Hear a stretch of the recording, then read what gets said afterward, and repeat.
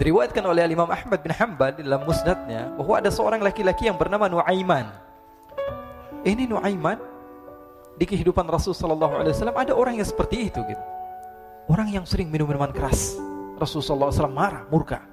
Rasulullah kalau yang berhubungan dengan Rasulullah tidak marah.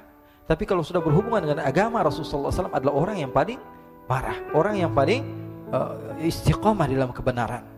Maka Rasulullah panggil Nuaiman, apa yang kau lakukan? Dia katakan, aku minum minuman keras ya Rasulullah. Rasulullah cambuk dia. Kemudian dia bertobat kepada Allah. Kemudian ketahuan lagi minum.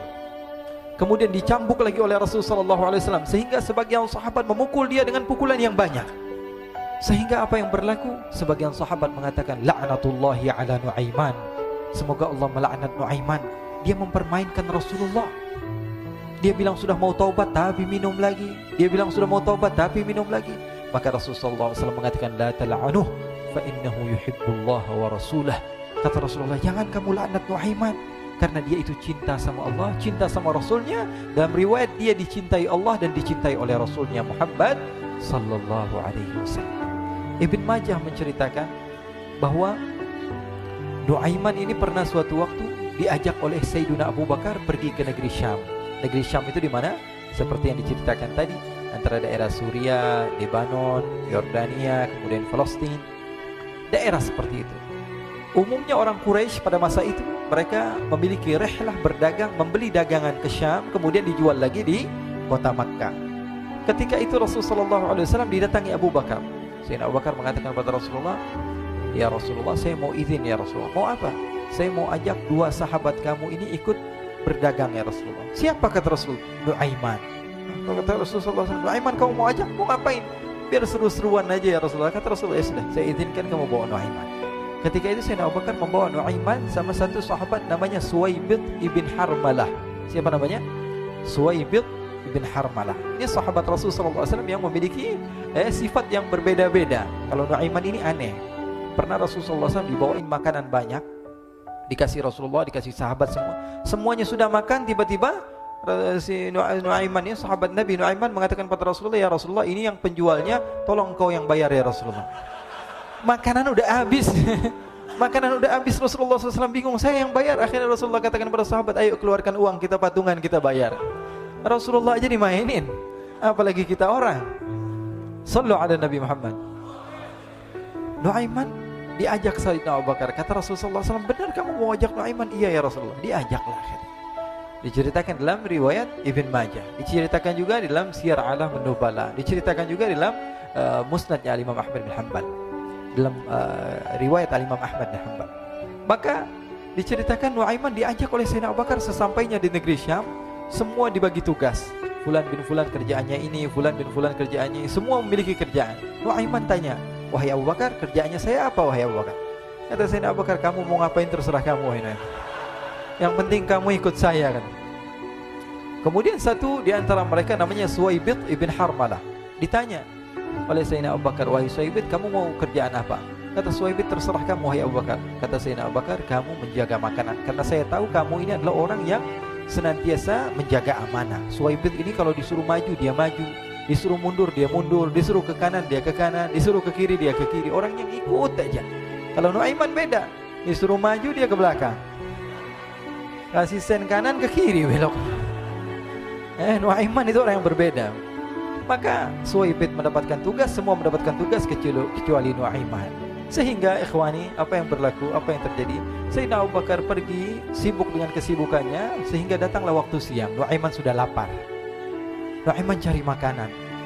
Dia nggak punya uang, diajak Sayyidina Abu Bakar tapi tidak diberikan uang. Sehingga dia cari-cari makanan. Dia tahu Suwaibid yang jaga makanan. Dikatakan, wahai Suwaibid, saya mau makan, berikan kepada saya satu roti saja. Yang terpenting apa? Saya makan sekarang, saya sudah lapar. Kata Suwaibid, ya Allah Nuaiman, kita tunggu Abu Bakar saja sehingga dia datang, karena ini amanat. Amanat dari Abu Bakar, saya tidak boleh berikan kepada siapapun kecuali atas izin Abu Bakar. Kata Nuaiman, kasih saya makanan, kalau tidak saya bikin masalah sama kamu. Merah wajahnya Suwaibid, karena dia tahu, jangankan saya, Rasulullah aja dimainin.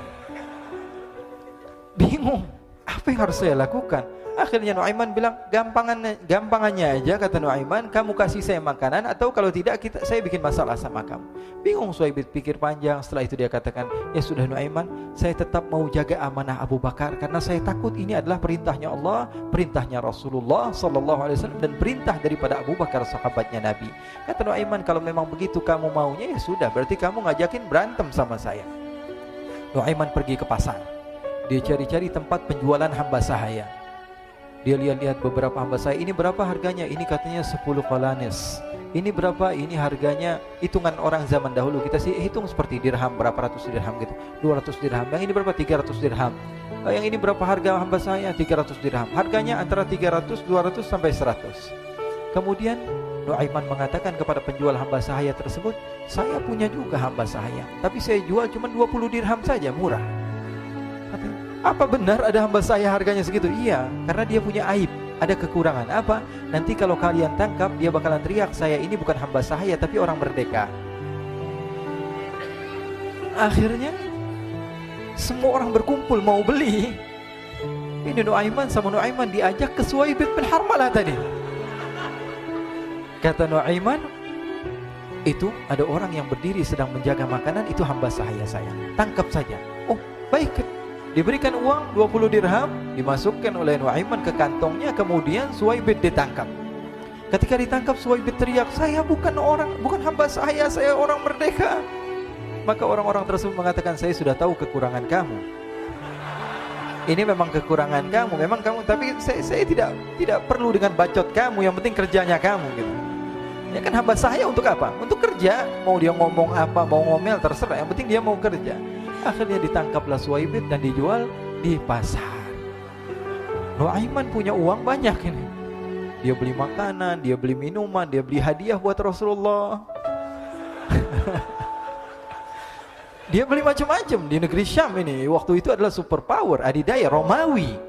Pada masa itu semua barang mahal, tapi Nuaiman banyak uangnya. Dia belanja ini, belanja itu, sehingga Sayyidina Abu Bakar pun pulang. Ketika Sayyidina Abu Bakar pulang, Sayyidina Abu Bakar cari, mana ini Suhaib? Kita semua sudah lapar. Kata Nuaiman dengan mudahnya dia mengatakan, sudah saya jual wahai Abu Bakar. Maka Sayyidina Abu Bakar bertanya, apa yang kau lakukan wahai Nuaiman? Diceritakan oleh Nuaiman dengan jujur.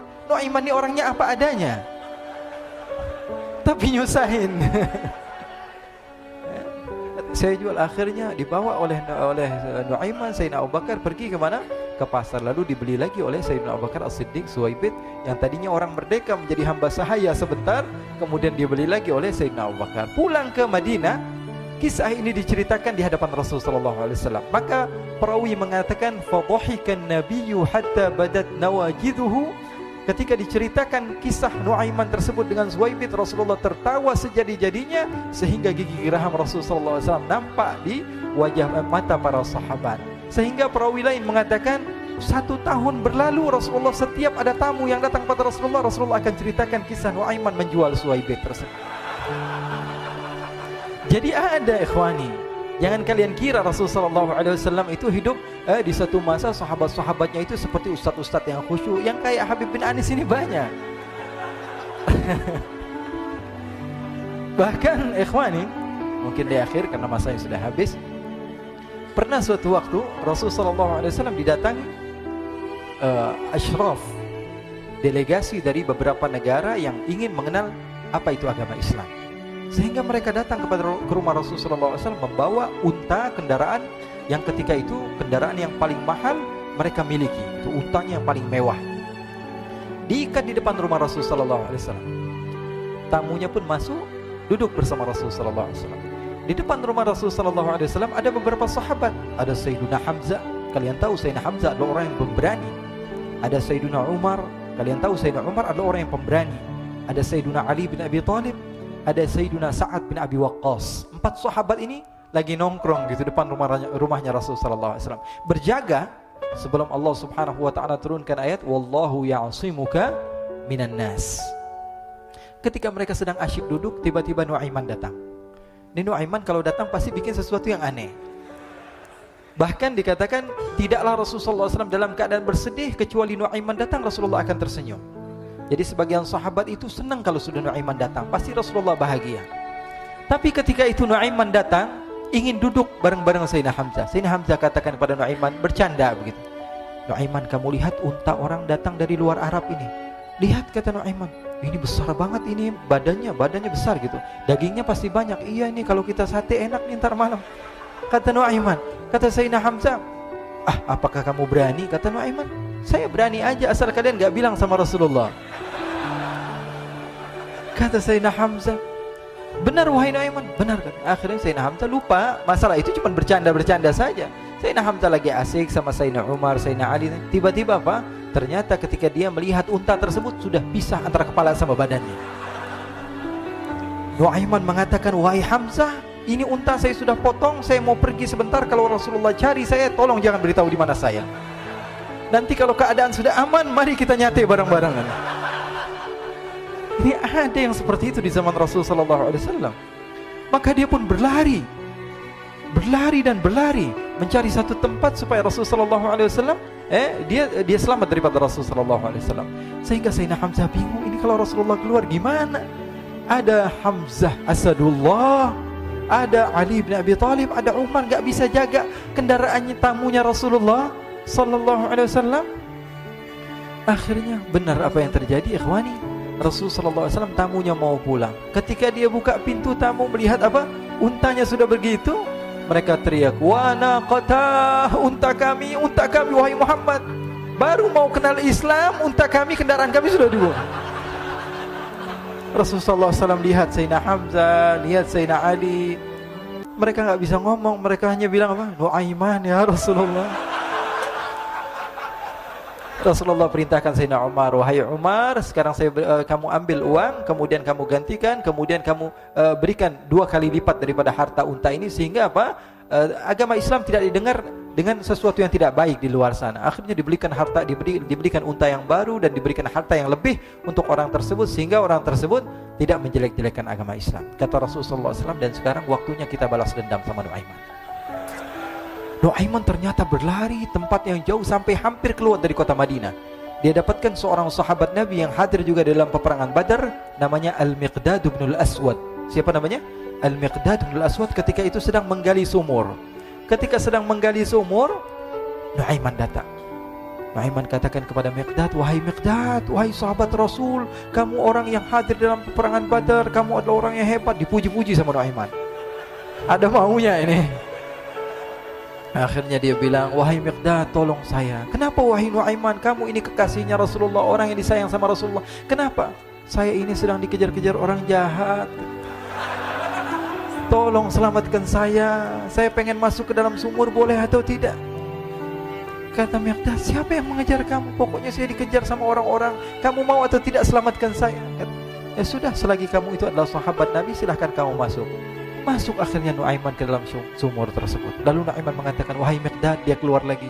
Nanti kalau ada yang cari saya, tolong jangan beritahu saya di dalam sumur ya. Kata Miqdad, baiklah. Kata Nuaiman, siapapun yang bertanya tentang saya, kamu tidak akan kasih tahu. Iya, kata. Walaupun Rasulullah yang tanya saya. Katanya, enggak mungkin Rasulullah datang ke tempat sejauh ini. Iya, walaupun Rasulullah. Akhirnya masuk Nuaiman. Setelah beberapa menit Rasulullah dan rombongan benar datang. Miqdad bingung ini. Ini kenapa Rasulullah datang ke RW kami ini? Ada apa ini Rasulullah sampai sejauh ini? Ditanya, ya Rasulullah, ada apa ya Rasulullah? Kata Rasulullah, saya cari Nuaiman. Di mana Nuaiman? Innalillah, kata Miqdad. Enggak dijawab ini Rasulullah. Kalau dijawab saya ingkar janji. Akhirnya apa dia katakan? Wahai Rasulullah, mata saya tidak memandang kepada Nuaiman, tapi tangannya nunjuk ke dalam sumur. Sahabat.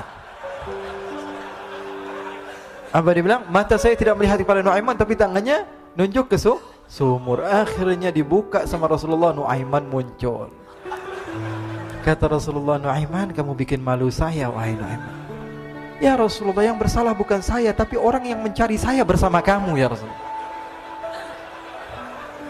Akhirnya Rasulullah nengok, siapa? Ternyata Nuaiman sudah lari kabur. Sallu ala Nabi Muhammad. Kisah-kisah seperti ini sebenarnya banyak sekali ya. Ini menunjukkan kepada kita bahwa kehidupan Rasulullah itu begitu indah. Rasulullah SAW, kalau kamu mau menjadi orang yang baik, contoh Rasulullah. Mau menjadi bapak yang baik, contoh Rasulullah. Mau menjadi pemimpin peperangan yang baik, Rasulullah. Mau menjadi murid yang terbaik, contoh Rasulullah. Bagaimana akhlak Rasulullah. Mau menjadi suami yang baik, contoh Rasulullah. Dalam segala hal, apapun itu, Rasulullah SAW adalah makhluk yang paling terbaik.